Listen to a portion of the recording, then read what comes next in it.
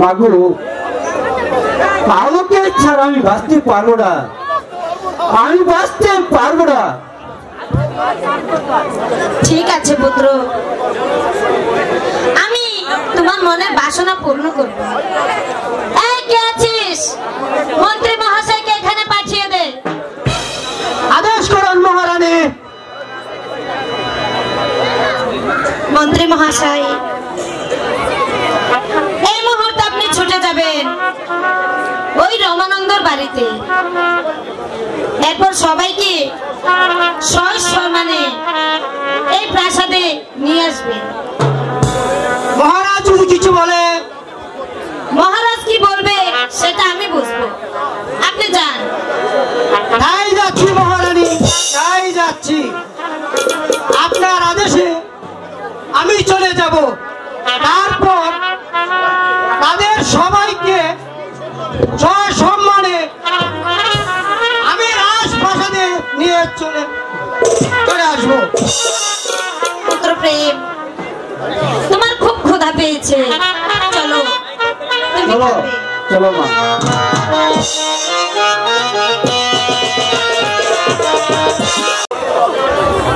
রাজার কঠোর আদেশ,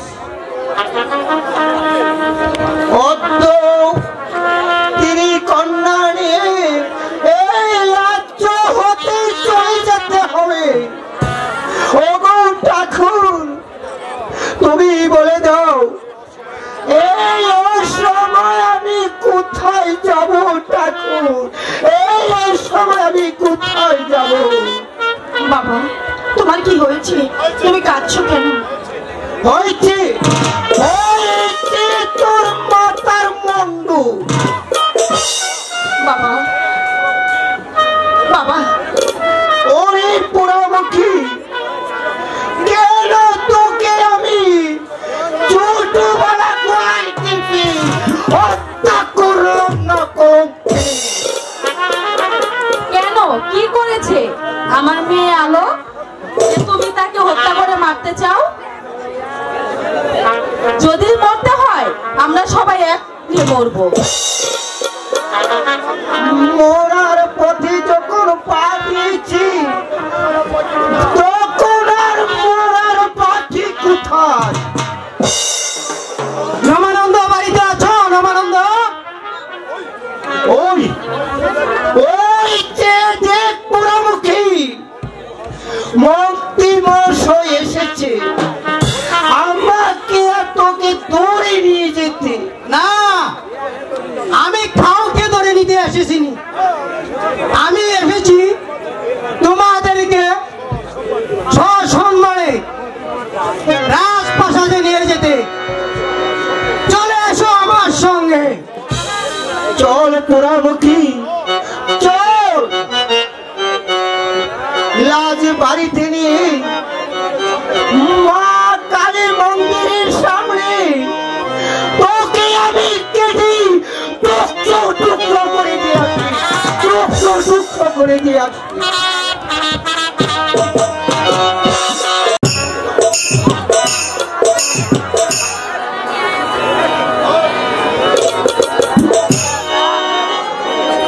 মন্ত্রী মহাশয়কে পাঠিয়েছিলাম সবাইকে নিয়ে আসতে, কিন্তু এখনো আসছে না। তবে কি কোনো আমি সবাইকে নিয়ে এসেছি মহারানী।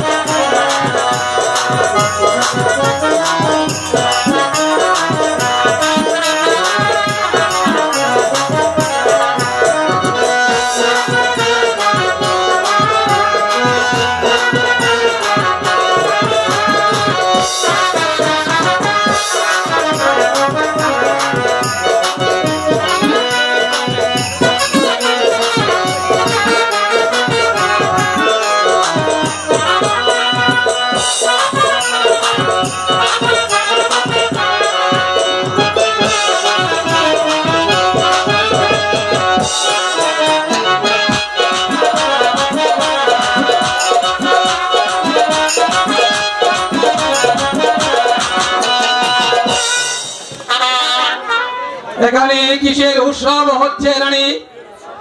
মহারাজ, বিয়ের উৎসব। কার বিয়ে? আমার পুত্র প্রেম কুমার। কার সঙ্গে? রমানন্দর বিয়ে আলোমতির সঙ্গে।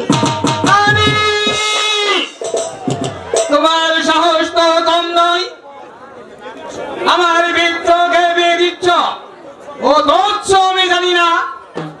মহারাজ, আমার ভুল হয়েছে মহারাজ, যা শাস্তি দিতে হয় আপনি আমাকেই দিন। মহারাজ, অপরাধ করেছি আমি, শাস্তি যা দিতে হয় আমাকে দে। বিশ্বাস করুন মহারাজ,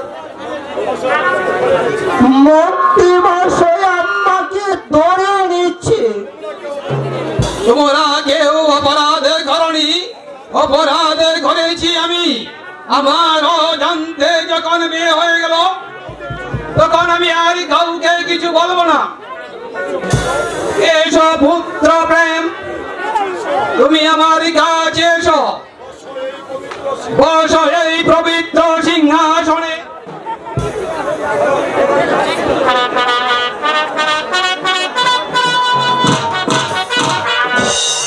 কারণ বলরাজ মুকুট, পুত্র প্রেম, না হয় যেন সিংহাসনের অমর্যাদা। তোমার কাছে রইল আমার লাখ কোটি প্রজা, তাদের সুখে হবে তুমি সুখী, আর তাদের দুঃখে হবে তুমি দুঃখী। মন্ত্রী মহাশয়, বলুন মহারাজ। আপনি যেমনি ভাবে আমাকে সুপরামর্শ দিয়ে রাজ কার্য পরিচালনা করেছেন, ঠিক তেমনি ভাবে যুবরাজ প্রেম কুমারের পাশে থেকে তাকে সুপরামর্শ দিয়ে রাজ কাজ পরিচালনা করবেন। আমি চলে যাচ্ছি। কোথায় যাবেন মহারাজ? আমি যাব সেইখানে যেখানে নেই প্রেম, প্রীতি, ভালোবাসা, নিরিবিলি কাননে ভগবানের প্রেম বিলাসে আমি করিব ভ্রমণ। আমার বাকি জীবন পিত্র পর্যটনে কাটিয়ে দিব। না মহারাজ। বিদায় রানী, বিদায় মন্ত্রী মহাশয়, বিদায় পুত্র প্রেম, মহারাজ, বিদায় বিদায় নগরের প্রজাগণ, বিদায় বিদায় নগরের প্রজাগণ। পুত্র প্রেম, আমি দেখি মহারাজকে ফিরে আনতে পারি কিনা। তুমি ওদেরকে নিয়ে প্রাসাদেই থেকো। আমিও দেখি মহারাজকে ফিরে আনতে পারি কিনা। দারুণ, আপনি কোথায় যাচ্ছেন? আজ থেকে আপনি আমাদের বাড়িতে থাকবেন। আপনাদের খাওয়া পড়ার দায়িত্ব আমি নিলাম। আসুন আমার সঙ্গে।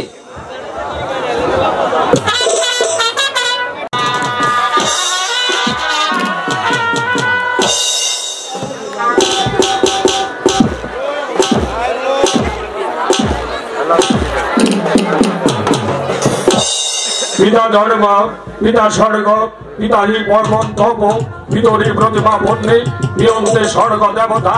অগো পিতা, তুমি দূর থেকে আমাকে আশীর্বাদ করো পিতা। আমি যেন তোমার দেওয়া গুরু দায়িত্ব অক্ষরে অক্ষরে পালন করতে পারি। আমি যেন পারি তোমার প্রজাদের সুখে সুখে হতে। আমি যেন পারি তোমার প্রজাদের সুখে সুখে হতে। আমি যেন পারি তোমার সকল প্রজাদের মুখে সদা সর্বদা হাসি ফুটিয়ে তুলতে। মন্ত্রী মহাশয়, বলুন কুমার। আমি প্রথম যৌবনের সিংহাসন অধিকার করেছি, তাই আমি চাই এবছরের রাজকর 3 দিবসের মধ্যে রাজ ভান্ডারে জমা করতে আপনি আমার প্রজাদের মধ্যে ঘোষণা করে দেবেন। বাকি 3 বছরের রাজকর 3 দিবসের মধ্যে রাজ ভান্ডারে জমা দিতে হবে। আর যে জমা দিতে অসমর্থ হবে তাকে 500 টাকা জরিমানা, কোনো দেশ সমাজে কারাদণ্ড ভোগ করতে হবে। এ হচ্ছে নতুন রাজা যুব যুবরাজ প্রেম কুমারের আদেশ। কুমার, প্রজাদেরকে সময় না দিলে রাজকর দিতে পারবে না। বুঝতে পেরেছি মন্ত্রী মহাশয়, আমি সবে বুঝতে পেরেছি বয়স বাড়ার সাথে সাথে আপনার কর্ম ক্ষমতা কমে গেছে। তাই তো এই মুহূর্তে সেনাপতি মান সিংহকে আমি রাজ দরবারে ডেকে পাঠাবো। এই কে আছিস? সেনাপতি মান সিংহকে রাজ দরবারে পাঠিয়ে দে। মহারাজের জয় হোক। মহারাজ আমাকে কেন স্মরণ করেছেন? সেনাপতি মান সিংহ, এই মুহূর্তে আপনি চলে যাবেন আমার প্রজাদের কাছে এবং প্রজাদেরকে আমার আদেশ জানিয়ে বলবেন বাকি 3 বছরের রাজকর 3 দিবসের মধ্যে রাজভান্ডারে জমা দিতে হবে। আর যে জমা দিতে অসমাপ্ত হবে তাকে 500 টাকা জরিমানা ওনাতে 6 মাসের কারাদণ্ড ভোগ করতে হবে। এ হচ্ছে যুবরাজ প্রেম কুমারের আদেশ। তাই হবে মহারাজ, আপনি যখন আমাকে আদেশই করেছেন, আপনার আদেশকে আমার মাথায় নিয়ে এই মুহূর্তে উল্কার ভেঙে ছুটে যাবো প্রজা মহলে। তারপর তাদেরকে রাজ আদেশ জানিয়ে বলবো 3 বছরের বাকি রাজকর 3 দিবসের মধ্যে রাজভান্ডারে জমা দিতে হবে। এই জমা দিতে অস্বীকার করবে তাকে 500 টাকা জরিমানা মন্ত্রী মহাশয়, বলুন কুমার। আজ আমি খুবই ক্লান্ত, তাই তো রাজ দরবার আজকের মতো এখানেই সমাপ্ত।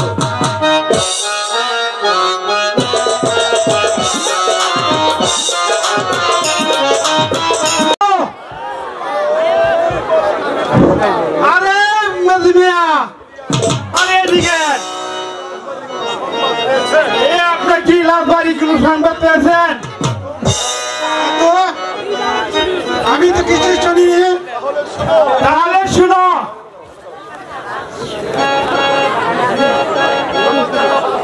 আমাদের মহারাজ এক করবে লাজকন্যা বিয়া, তা না করে এ বাড়ি যখন নামানন্দ এ তার মায়ারা বিয়ে করছে। এক নম্বর ছোট লোক। আরে ছোট লোক, তোমরা কি গানাগানি করছো? আরে বড় মিয়া, আসুন আসুন, আইতাছি আসুন, আইতাছি আইছি।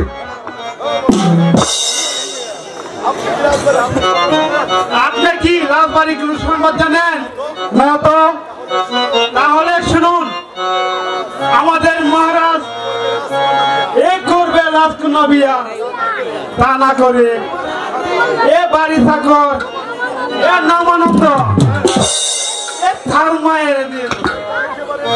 এটা একেবারেই ছোট। তাই যদি হয়ে থাকে আমরা 3 জনে মিলে একটা বুদ্ধি ঠিক করি। চলো বাড়ি থেকে তো না।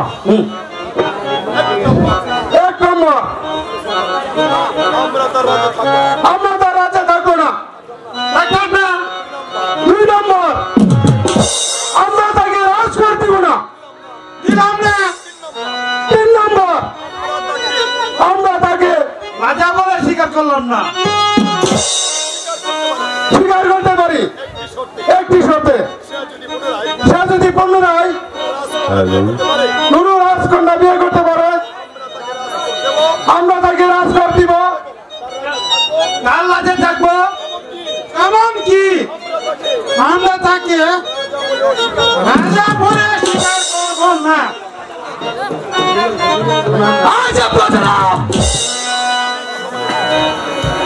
আমি ঠিক সময় এসেছি, আর তোমরা 3 জনকে একই সঙ্গে পেয়েছি। আমি এসেছি রাজ আদেশ জানিয়ে দিতে 3 বছরের বাকি রাজকর 3 কার্য দিবসে রাজ ভান্ডারে জমা দিতে হবে। আর যেই জমা দিতে অসমাপ্ত হবে তাকে 500 টাকা জরিমানা অনুদায়ে সমাজের শাস্তি কারাদণ্ড হবে। আপনার চোখ রাঙানিরা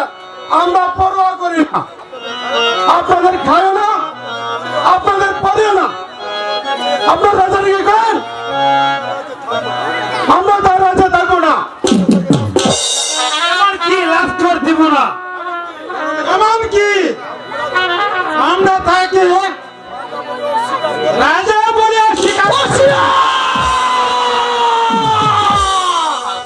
সেনাপতি মান সিংহ যাকে রাজা বলে স্বীকার করে আসছি, তোমরা সামান্য প্রজা হয়ে রাজাকে অস্বীকার করছো। জানো আমি এই মুহূর্তে তোমাদের কি করতে পারি? আমি ইচ্ছে করে তোমাদের বাড়িঘর জ্বালিয়ে পুড়িয়ে ছারখার করে দিতে পারি, ছারখার করে দিতে পারি।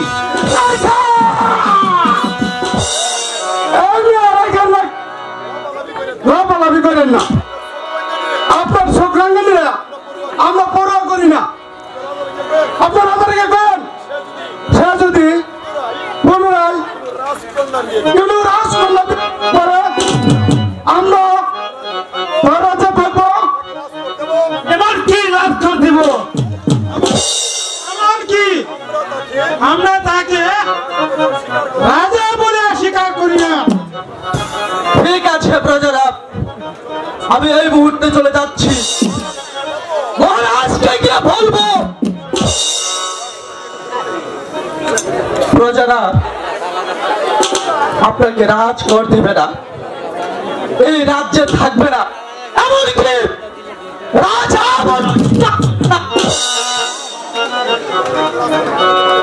আর যদি সে পুনরায় কোনো রাজকন্যা বিবাহ করতে পারে তাহলে আপনার রাজ্যে থাকবে, আপনাকে রাজ কর দেবে, এমনকি আপনাকে রাজা বলে স্বীকার করবে। তবে প্রজারা কান খুলে শুনে রেখো, আবার যদি আমাকে আসতে হয় সেদিন আমি তোমাদের বাড়ি ঘর জ্বালিয়ে পুড়িয়ে ছারখার করে দিয়ে যাবো, ছারখার করে দিয়ে যাবো।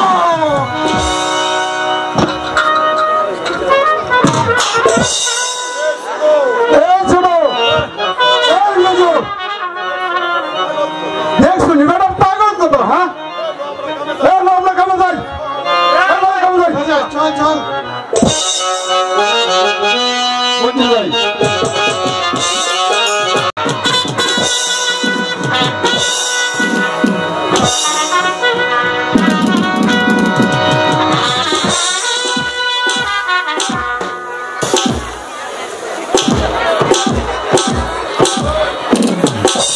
মন্ত্রী মহাশয়, অনন্ত কুমার সেনাপতি মান সিংহকে পাঠিয়েছিলাম প্রজাদের কাছে, কিন্তু সে এখনো পর্যন্ত ফিরে আসছে না। তার কারণ আমি বুঝতে পারছি না। কুমার, আমিও তো তাই ভাবছি।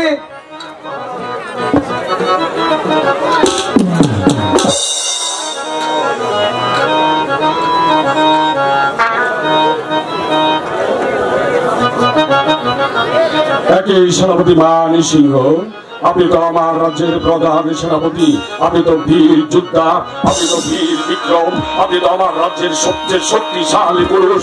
তাহলে এভাবে মাথা নিচু করে পুরুষের মতো দাঁড়িয়ে আছেন কেন? আমি যে বলতে সাহস পাচ্ছি না মহারাজ। সেনাপতি মান সিংহ, আমি যুবরাজ প্রেম কুমার, এই বিজয়নগরের ভাগ্য বিধাতা, আমি আপনাকে অভয় দান করলাম। আমি কি বলে খুলে বলুন মহারাজ, আমি আপনার আদেশে চলে গেছিলাম প্রজা মহলে রাজ আদেশ জানিয়ে দেওয়ার জন্য।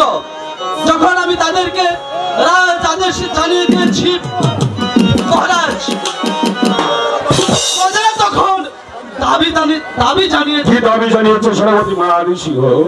মহারাজ, আপনি গরিবের মেয়ে আলোকে বিয়ে করেছেন বলে তারা আপনার রাজ্যে থাকবে না, আপনাকে রাজকর দেবে না, এমনকি রাজা বলে স্বীকার করবে না। প্রজারা কি আপনাকে আরো কিছু বলেছে? বললাম তো মহারাজ, আপনাকে রাজা বলে স্বীকার করবে না। সেনাপতি মান সিংহ, ওরা আমাকে রাজা বলে স্বীকার করবে না। সমগ্র প্রজাদের এত বড় স্পর্ধা, আমিও তাকে বুঝিয়ে দেব কি করে আমাকে রাজা বলে স্বীকার করাতে হয়। সেনাপতি মান সিংহ, প্রজারা কি আরো কিছু বলেছে? হ্যাঁ মহারাজ, প্রজারা আরো বলেছে আপনি যদি কোনো রাজকন্যা বিবাহ করতে পারেন তাহলে তারা আপনার রাজ্যে থাকবে, আপনাকে রাজা বলে স্বীকার করবে, এমনকি রাজকোট দেবে। বললেন সেনাপতি মান সিংহ, আমি যদি দ্বিতীয় ধার গ্রহণ না করি তাহলে প্রজারা আমার রাজ্যে থাকবে না, আমাকে রাজ করতে হবে না, এমনকি আমাকে রাজা বলে স্বীকার করবে না। সেনাপতি মান সিংহ, আপনি এই মুহূর্তে চলে যান সেনাগারে, তারপর বাজান দঙ্গার সাজান সৈন্য বাহিনী বাধান একদিকে 10,000 করে, তারপর ওদের বাড়ি ঘর জ্বালিয়ে পুড়িয়ে ছারখার করে দিয়ে ওদেরকে বুঝিয়ে দেবেন আমাকে রাজা বলে অস্বীকার করার কত মর্মান্তিক যন্ত্রণা। তাই হবে মহারাজ, আপনি যখন আমাকে আদেশ করেছেন, আপনার আদেশকে আমার মাথায় নিয়ে এই মুহূর্তে উল্কার বেগে ছুটে যাবো প্রজা মহলে, তারপর তাদের বাড়ি ঘর জ্বালিয়ে পুড়িয়ে ছারখার করে দেখবো, ছারখার করে দেখবো। আপনিও দাঁড়িয়ে আছেন পুরাক্ষে, আপনিও যান সেনাপতি মান সিংহকে সহযোগিতা করুন। তাই হবে।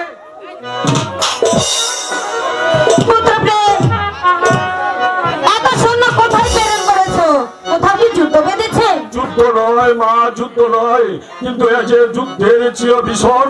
জানো মা, আমি গরিবের মেয়ে আলোকে ভালোবেসে বিয়ে করেছি বলে রাজারা দাবি জানিয়েছে ওরা আমার রাজ্যে থাকবে না, আমাকে রাজ করে দেবে না, এমনকি আমাকে রাজা বলে স্বীকার করবে না। মা, তাই তো আমি সহ্য করতে না পেরে আমি সৈন্য প্রেরণ করেছি।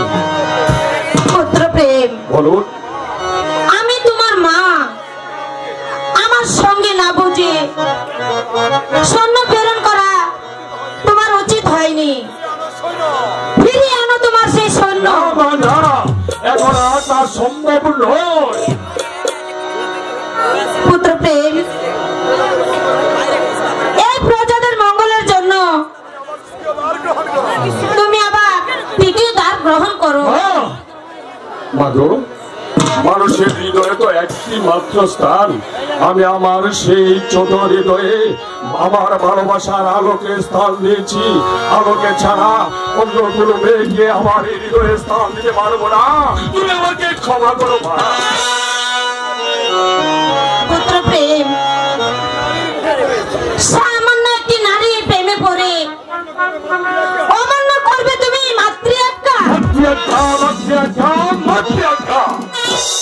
যে মাতৃআজ্ঞা পালন করতে গিয়ে পঞ্চপাণ্ডব দ্রৌপদীকে করেছিল পঞ্চভাগে বিভক্ত, সীতার হাত ধরে রামচন্দ্র গিয়েছিল বলে।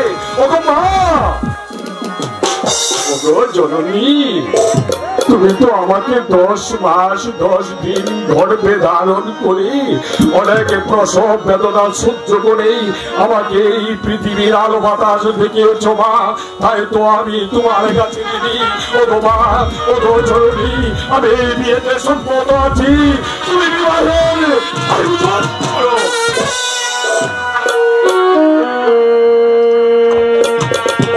এই কে আছিস? মন্ত্রী মহাশয়কে পাঠিয়ে দে। আদেশ করুন মহারানী। মন্ত্রী মহাশয়, আমি আমার পুত্র প্রেম কুমারকে বিয়ে দিতে চাই, এতে আপনার কি অভিমত? মহারানী, আপনি যখন সম্মতি আছে আমার অমতের কোনো কারণ নেই। মন্ত্রী মহাশয়, এই মুহূর্তে আপনি ছুটে যাবেন শর্মা ঘটকের কাছে, যেমন করে হোক একটি রাজপাত্রের সন্ধান করে তারপর আপনি এখানে চলে আসবেন। তাই হবে মহারানী, তাই